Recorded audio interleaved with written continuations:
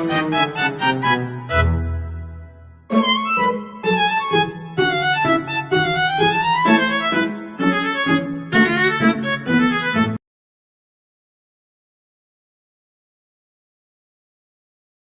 terjadinya Fathul Makkah. 1. Posisi strategis Makkah. Makkah sebagai pusat perdagangan dan keagamaan yang krusial. 2. Tekanan kaum Quraisy. Penganiayaan terhadap umat muslim di Madinah memicu ketegangan. 3. Pelanggaran Hudaybiyah. Pelanggaran perjanjian Hudaybiyah oleh Quraisy menjadi pemicu langsung konflik. 4. Kembali ke tanah suci. Kebutuhan umat Islam untuk kembali ke Makkah secara damai dan bermartabat. Peristiwa penaklukan Fathul Makkah. Pada tahun 8 Hijriah, pasukan Muslim yang berjumlah sekitar 10.000 orang bergerak menuju Makkah. Rasulullah SAW menginstruksikan strategi tanpa pertumpahan darah, menegaskan bahwa tidak boleh adanya pembunuhan atau perusakan. Rasulullah masuki Makkah dengan sikap rendah hati atau tawadu, menundukkan kepala sebagai tanda syukur kepada Allah Subhanahu wa Ta'ala dan pengampunan. Ka'bah kemudian dibersihkan dari berhala, mengembalikan kemurnian tauhid. Sikap Rasulullah setelah penaklukan. Pengampunan universal. Rasulullah menunjukkan kasih sayang dengan tidak membalas dendam, bahkan mengampuni musuh-musuhnya yang dulu menganiaya. Contoh nyata, pengampunan terhadap Abu Sufyan, pemimpin Quraisy yang dahulu musuh utama, menjadi bukti nyata kemuliaan akhlak beliau. Kepemimpinan bijaksana. Beliau menunjukkan kepemimpinan yang penuh kasih dan kebijaksanaan, menempatkan kemanusiaan di atas segalanya. Kemenangan ilahi. Rasulullah menegaskan bahwa kemenangan ini adalah anugerah Allah, bukan hasil dari kekerasan atau kekuatan manusia semata. Faktor keberhasilan penaklukan Fathul Makkah.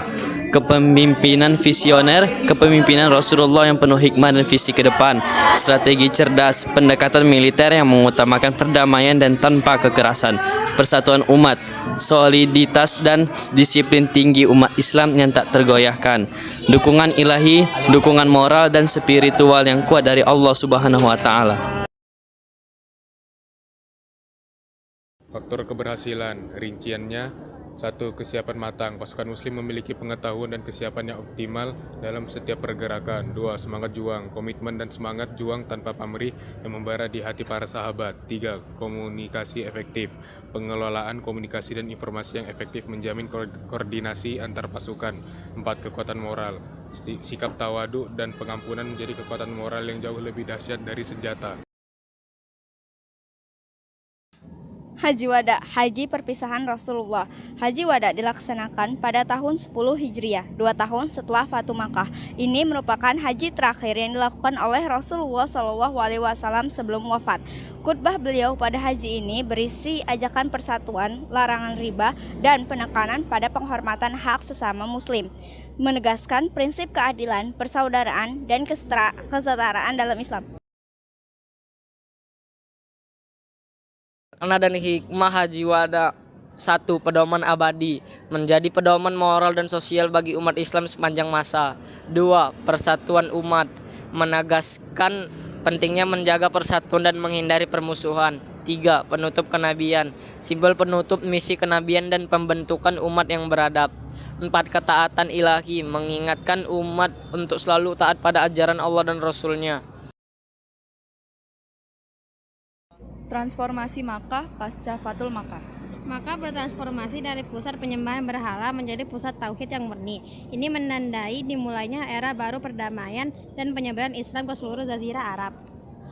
Hingga kini, Mekah tetap menjadi kiblat dan pusat spiritual utama bagi seluruh umat muslim di dunia, simbol kekuatan iman dan persatuan global. Kesimpulan pelajaran dari Fathul Makkah dan Haji Wada. Kemenangan moral. Kemenangan sejati adalah kemenangan hati dan moral, bukan kekerasan. Kepemimpinan bijak. Kepemimpinan yang bijak dan pengampunan membawa perubahan besar. Nilai universal. Haji Wada mengajarkan nilai-nilai universal yang relevan sepanjang zaman. Inspirasi hidup.